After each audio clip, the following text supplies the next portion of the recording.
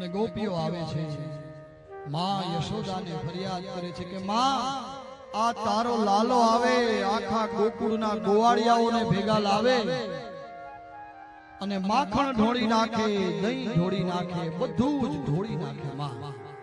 માં યશોદાને ફરિયાદ આવે છે ગોપીઓની,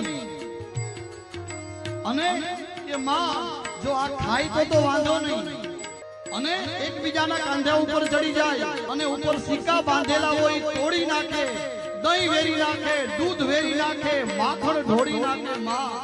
અને માં એનો વાંધો નથી, તમારે ને ઓછું છે, બાયું તો કહે, માતાઓ બહેનો તો કહી દે તમારે ને ઓછું છે.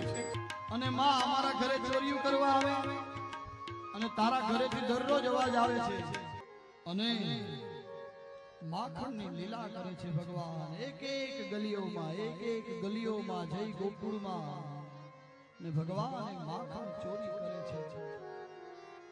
અને ખરા અર્થમાં એ ગોપીઓને પ્રેમ આપવા માટે જાય છે. એને ત્યાં થોડી ઓછપ છે એ માખણ ચોરી કરવા જાય છે. અને શ્રીમદ ભાગવત એવું કહે છે કે માખણ ચોરી અને એ ગોપીઓના ચિત્તને ચોરે છે.